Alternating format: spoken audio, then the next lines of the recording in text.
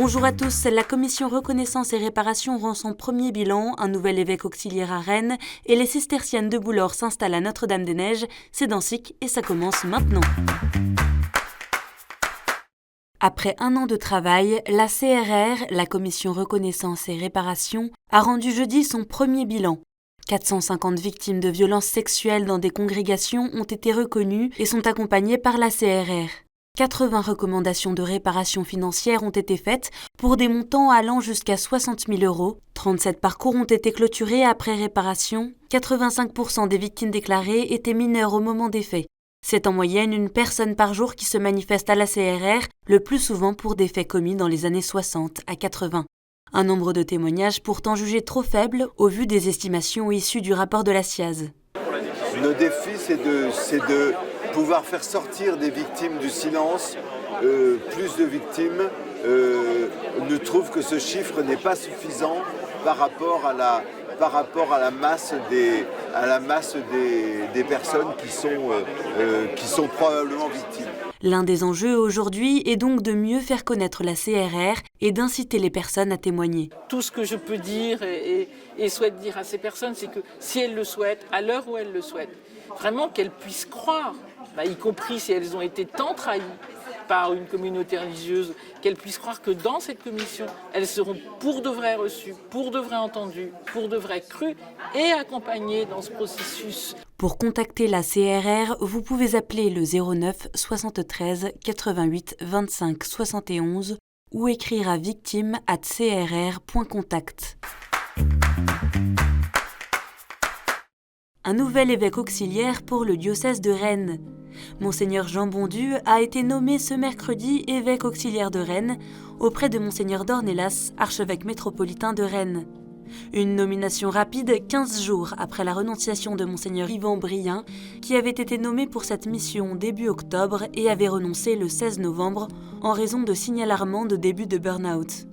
Ordonné prêtre en 1992 pour le diocèse de Luçon, Monseigneur Bondu était jusqu'à présent vicaire épiscopal et curé doyen de Challans du diocèse de Luçon. Son ordination épiscopale sera célébrée le dimanche 22 janvier en la cathédrale Saint-Pierre de Rennes. Concernant les habitants d'Ille-et-Vilaine, d'abord je voudrais qu'ils me guident dans la découverte de leur diocèse et j'attends des chrétiens qu'ils m'accueillent tel que je suis suis pas parfait, ils verront rapidement mes défauts, mais j'essaierai de donner le meilleur de moi-même. Le pape se rendra bien en République démocratique du Congo et au Sud-Soudan. Le Vatican l'a confirmé ce jeudi en dévoilant le programme de son 40e voyage apostolique qui aura lieu du 31 janvier au 5 février 2023. Le voyage, initialement prévu en juillet dernier, avait été reporté par le pape pour raison de santé. En RDC, il rencontrera notamment les victimes des violences qui font rage dans l'est du pays et des représentants de certaines œuvres caritatives. Et le 3 février, le pape s'envolera pour 3 jours au Soudan du Sud avec l'archevêque de Canterbury et le modérateur de l'Assemblée générale de l'Église d'Écosse. Le 4 février, il participera à une prière œcuménique au mausolée John Garang, un voyage œcuménique sous le signe de la paix, dans un pays traversé par une guerre civile. Ce jeudi 1er décembre, l'Église célébrait pour la première fois la Saint-Charles de Foucauld, canonisé en mai dernier. Et c'est la date qu'ont choisi les sœurs de la communauté des cisterciennes de Boulor pour leur arrivée à l'abbaye Notre-Dame-des-Neiges en Ardèche. Car c'est dans cette abbaye que le saint ermite a vécu quelques mois en 1890 et où l'une de ses reliques est abritée. Une messe d'installation a été célébrée pour l'arrivée des 8 moniales qui vivront ici. Elles prennent la relève des frères trappistes qui avaient annoncé leur départ de l'abbaye le 22 décembre dernier. Elles poursuivront la tradition de prière et d'accueil de ce lieu. Leur site est désormais disponible à l'adresse www.notredamedesneiges.com.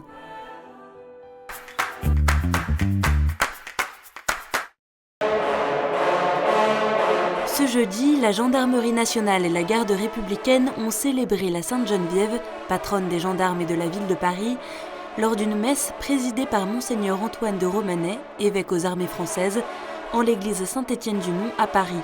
Mes amis, puisse Sainte Geneviève, qui par sa conviction et sa détermination a sauvé Paris, nous aider à ne cesser d'accueillir d'écouter notre hôte intérieur, celui qui, avec une infinie liberté et délicatesse, s'offre pour nous prendre par la main, pour nous donner de grandir, d'accomplir notre mission, d'accomplir notre vie dans la lumière de l'Éternel. Sainte Geneviève est fêtée habituellement le 3 janvier, mais elle est célébrée par la gendarmerie le 26 novembre, jour de la fête de Sainte Geneviève des Ardents, instituée par le pape Innocent II pour le diocèse de Paris, après des guérisons miraculeuses attribuées à la sainte au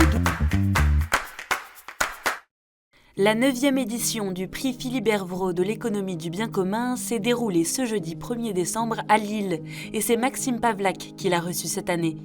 Le fondateur de la société Éloi permet aux agriculteurs qui partent à la retraite de valoriser leur patrimoine pour trouver des repreneurs et accompagne des jeunes qui souhaitent s'installer. Chaque année, la Fondation des entrepreneurs et dirigeants chrétiens récompense des entrepreneurs qui œuvrent pour le bien commun dans leur entreprise, à la lumière de la pensée sociale chrétienne. Et l'image de la semaine, c'est la nouvelle couronne qui figure au-dessus de la Vierge de Fourvière à Lyon. Près de 900 personnes ont participé jeudi soir à la cérémonie de son couronnement à la basilique Notre-Dame de Fourvière. La couronne a été réalisée par l'orfèvre Gucci. Après le vol de l'ancienne couronne en 2017, plusieurs familles lyonnaises ont décidé d'en financer une nouvelle. Elle restera dans le chœur, au-dessus de la Vierge, tenue par 2 angélés.